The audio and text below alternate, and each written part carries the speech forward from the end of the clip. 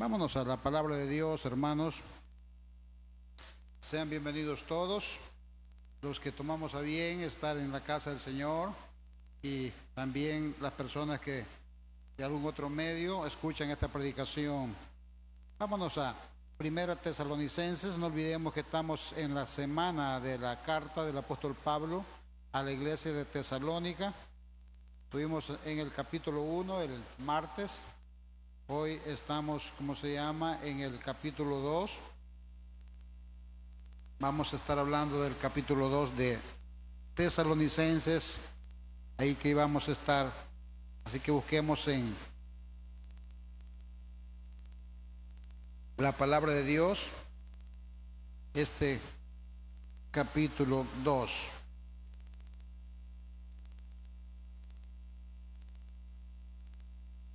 Dice la palabra de Dios: porque vosotros mismos sabéis, hermanos, que nuestra visita a vosotros no resultó vana, pues habiendo antes padecido y sido ultrajados en Filipos, como sabéis, tuvimos de nuevo en nuestro Dios para anunciarlos el Evangelio de Dios en medio de gran oposición. Vamos a hablar un poquito esta hermosa tarde, mis queridos hermanos, en esta bendecida palabra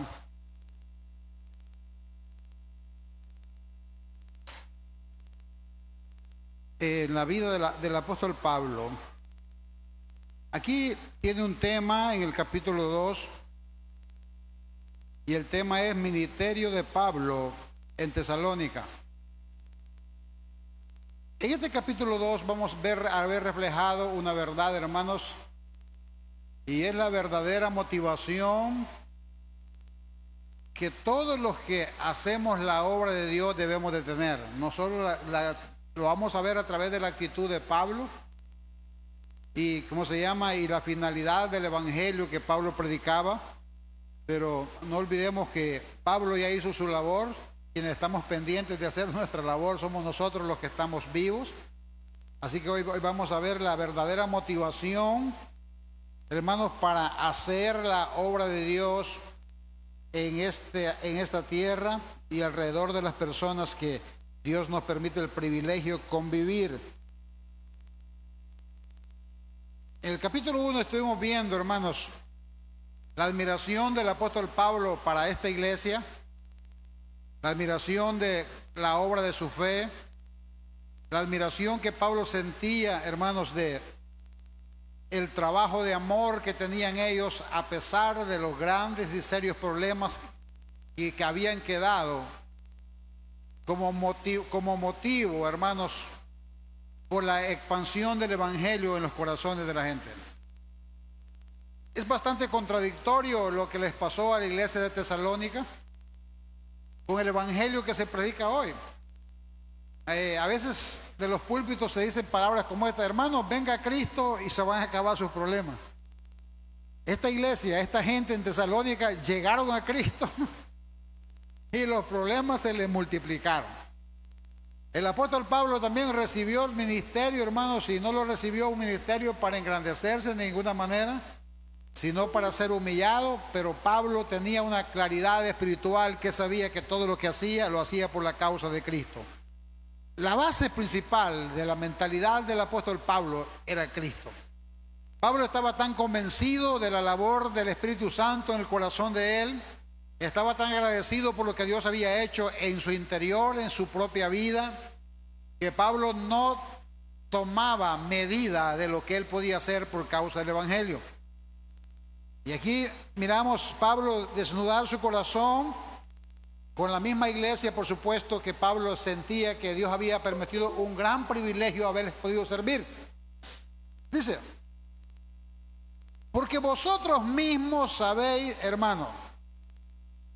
El apóstol Pablo, hermanos, no tiene que convencer a la gente de Tesalónica de los problemas y la manera y la verdadera motivación que él tenía para trabajar en la obra de Dios. Miren, Una persona, hermanos, que tuviera intenciones erróneas, jamás se hubiera metido a predicar el evangelio. Dice, porque vosotros mismos sabéis, hermanos, que nuestra visita a vosotros no resultó en vano. No resultó vana. ¿Por qué que Pablo está afianzando esta verdad para la iglesia tesalónica en este primer versículo del capítulo 2? Primero, hermanos, que Pablo sabe que es imposible que Dios no haga algo en la vida de la gente, hermanos, cuando la palabra de Dios es expuesta, hermanos, con el Espíritu Santo. La obligación de todos los cristianos, la obligación de hombres y mujeres que tenemos a Cristo como Señor y soberano en nuestras vidas, hermanos, es mostrar el evangelio con nuestra boca, mostrar el evangelio con nuestras actitudes, con nuestras motivaciones y aún con nuestras propias vidas. Y Dios hará y seguirá haciendo su bendita obra. Pablo tenía claro en su corazón, hermanos, que todo lo que habían padecido, que todos los infortunios que habían sufrido, hermanos, en ese asunto. Hoy yo leía antes de, por la tarde, el capítulo 16 de Hechos de los Apóstoles, y miraba que el Espíritu Santo le había revelado a ciertos profetas, y ¿cómo se llama? Y a ciertos hermanos en la región de Macedonia, donde está Filipo y donde está Tesalónica, que el Espíritu de Dios estaba mostrando que necesitaban a Pablo urgentemente en la región de Macedonia, en Tesalónica, en Filipos y en todas esas regiones donde Pablo, hermano, sufrió mucho por la causa del evangelio. Y a mí me da gracia bastante porque a veces es tan contradictorio hoy, hermanos, el evangelio, entre comillas, que se predica con el evangelio que miramos a través de la Biblia. Y ahí miramos una palabra de profecía, hermanos, escúcheme bien, de que Pablo era recurrido por Dios, hermanos, y que el Espíritu Santo le estaba mostrando a la gente en la región de Macedonia, donde queda Tesalónica, que era urgente que el apóstol Pablo fuera ahí. Hoy es al revés. Le dicen, Dios me ha mostrado que te va a enviar a las naciones. ¿Para qué? Para ser engrandecido. Al pobre apóstol Pablo no tenía esas oportunidades. A Pablo, hermano, las invitaciones que el Espíritu Santo le mandaba, ¿para qué eran? Para que sufriera por causa del evangelio. Pero aún así el apóstol Pablo reconoce, hermano, que ninguno de sus pasos, ninguno de sus sufrimientos, ninguno de sus infortunios, de sus desdichas por causa del evangelio había sido en vano. Pablo estaba gozoso en el capítulo 1 que predicamos el martes, porque Dios había hecho una obra especial en el corazón de esta iglesia, y esta iglesia ya nada ni nadie ni el mismo infierno la podía detener, porque el Espíritu Santo estaba sosteniendo individualmente a cada hombre, a cada mujer, para que caminasen hacia adelante. Hermano, qué importante es enseñar el evangelio como el evangelio es, porque la gente sabe a qué se atiene, sabe qué esperar. Dice Pablo, pues habiendo antes padecido y sido ultrajado en Filipos, como sabéis, tuvimos de nuevo en nuestro Dios para anunciaros el evangelio. Miren lo que está recordando Pablo. Está recordando el capítulo 16 que yo le digo. El capítulo 16, hermanos, ahí aparece, y se acaba de predicar en esta iglesia, creo que mi esposa lo predicó. ¿Cómo se llama? Que Pablo, por reprender un demonio y un espíritu de adivinación que estaba en una muchacha que le daba negocio a sus dueños o sus amos, Pablo fue encarcelado. Y ahí vinieron los principales y hermanos y le arrancaron las ropas, los castigaron y los metieron en la cárcel. Pero ahí también enseña, hermanos, que el apóstol Pablo, haciendo esa obra, va a parar a la cárcel, hermanos, le pegan una gran talellada que les revientan la espalda a él y a Silas, los encadena en lo más oscuro de la cárcel. Pero allá a medianoche el apóstol Pablo, orándole a Dios, hermanos, empezó a cantar. Dice la Biblia que vino un terremoto, dice la Biblia que la cárcel, dice la Biblia, se abrieron todas las puertas y los cepos que estaban en sus pies, en sus manos, se rompieron, dice la palabra de Dios. Y el carcelero de Filipo, hermano, gritó y dijo, hermano, porque pensaba que lo iban a matar, porque todos los presos vienen. Y Pablo dijo, nadie se ha ido, aquí estamos todos. Y ahí dice la palabra de Dios que este hombre y toda su casa recibió al Señor. Y a mí me da algo, a mí, hermanos, algo curioso que pasa. La misma Biblia explica que mientras Pablo, hermano, estaba evangelizando A este carcelero de Filipo, el hombre les estaba limpiando aquellas heridas infectadas de la lanta legada que le habían pegado una noche atrás. Y miramos, por eso Pablo dice, pues habiendo antes padecido y sido ultrajado en Filipo, como sabéis, tuvimos de nuevo en nuestro Dios para anunciarlos el evangelio de Dios. Mire, hermano, ¿qué se esperaba después de un gran milagrazo que Pablo reprendiera un espíritu inmundo y saliera de esa muchacha? Hermano, aplausos de la gente, pero aquí ¿qué le vino? Cárcel. ¿Qué le vino? Azote.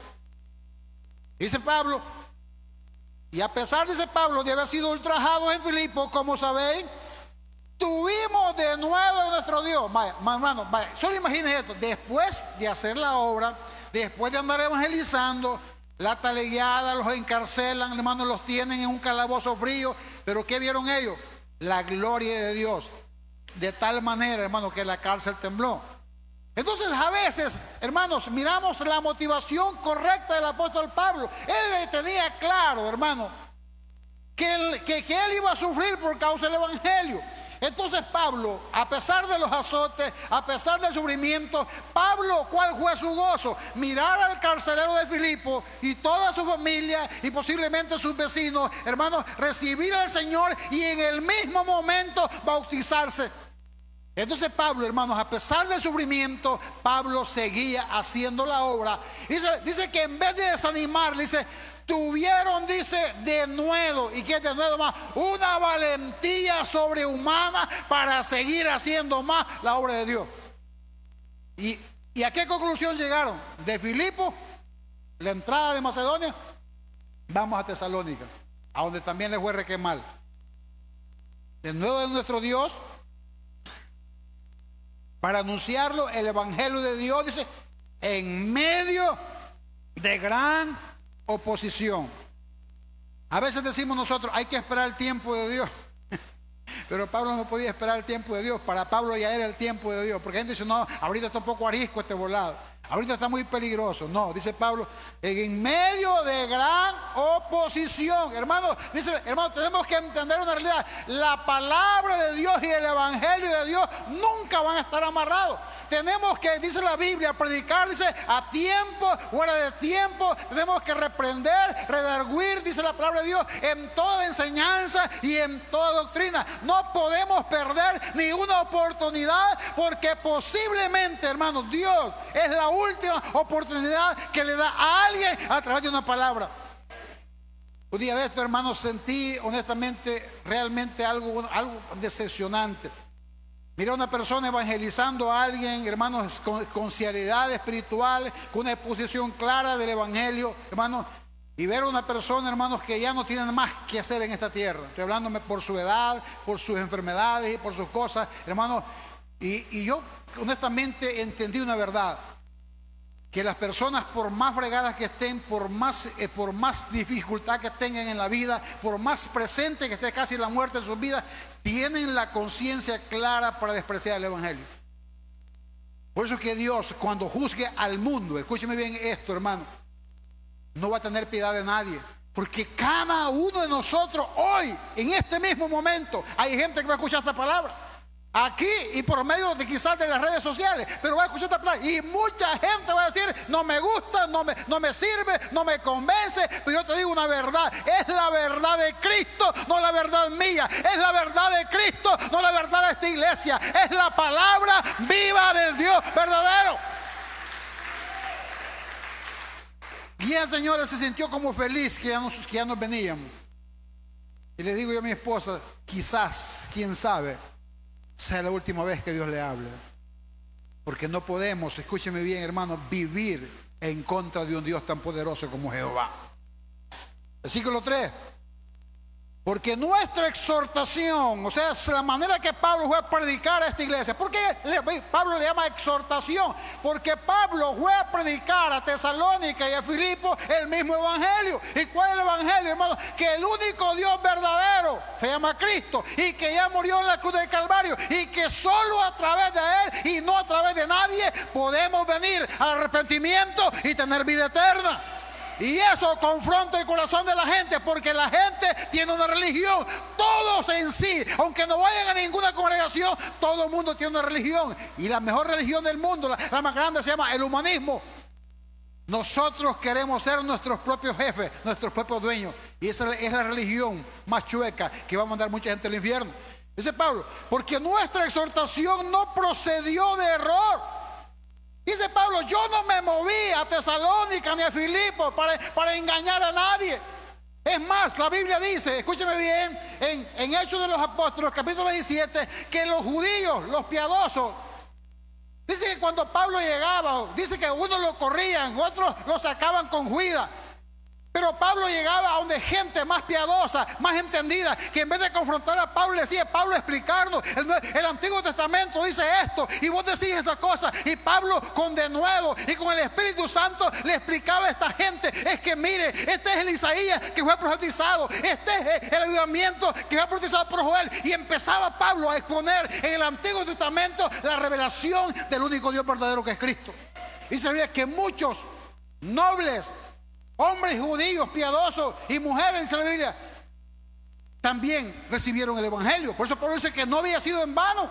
Hermanos, cada vez que nosotros nos movemos y hacemos la obra de Dios, quizás para otros es una pérdida de tiempo, pero yo te digo una verdad esta noche: en tu boca hay palabra de Dios, en tu boca hay entendimiento, una palabra del Espíritu en tu boca que sea respaldada por la bendita Biblia, es una palabra de Dios. Es una palabra de Dios para cualquiera. Dice, porque nuestra exhortación no procedió de error. Dice Pablo, no estábamos equivocados. Mire, hermano, no hay cosa que a mí ¿cómo se llama? Me fortalece. ¿Sabe qué? Es predicar el Evangelio. Porque no me interesa nada personal.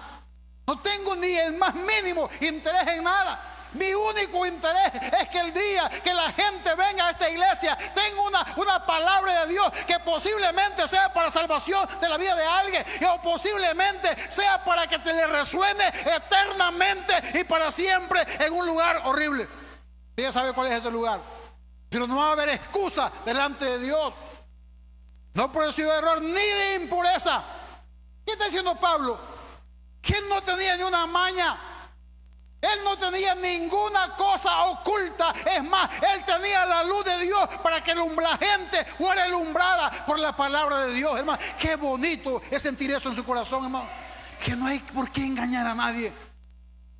Yo prefiero ser un predicador, como dicen muchos, duro. Pero le digo la verdad, hermano. Y la verdad le va a doler un ratito, pero la verdad, dice la Biblia, hermano, liberta. La verdad, escúcheme bien, dice el 2, hará ¿qué? Libre. Eso es lo que hace la verdad de Dios, nos hace libre. Y cuando usted va a aprender a través de la palabra, como esta gente en Tesalónica pidió una cosa, usted va a saber a través de la palabra de Dios cuando usted está bien espiritualmente, pero también va a saber cuando está mal. Así que cuando usted se siente como golpeadito aquí en el culto, arregle su problema. Yo antes de subir aquí arreglo los míos, y cuando me bajo arreglo también, porque yo solo me golpeo. Así que aquí es todo. De impureza, ni fue por engaño. ¿Por qué es que Pablo está confrontando a esta iglesia, hermano, de su motivación, de su verdadera motivación? ¿Por qué? Porque Pablo no era el único que había llegado a esas ciudades. Habían llegado cientos de falsos maestros enseñándoles mentiras, ideologías de hombres y cosas que se destruyen por el uso. Pero Pablo tenía que al Dios verdadero y al Evangelio verdadero. No procedió de error, ni de impureza, ni fue por engaño. Hermano, yo le digo una cosa: ¿quién se puede atrever a tanto como Pablo, sabiendo que iba a sufrir, hermano? Sabiendo que iba a sufrir. Y no olvidemos que en este tiempo Pablo todavía era un hombre que hacía tiendas de campaña. Pablo se mantenía a sí mismo, él financiaba sus propios viajes. Pablo, hermanos, trabajaba según Hechos capítulo 18. Pablo todavía se financiaba. Es más, él ponía su propia plata, él les ponía su dinero, él les ponía su propio pellejo, y se hallaba compañeros como Silas, que también, porque aquí no está hablando por sí mismo, él está hablando en plural, que significa que Silas andaba sufriendo en la misma consecuencia que él andaba sufriendo. Ni fue por engaño. Versículo 4.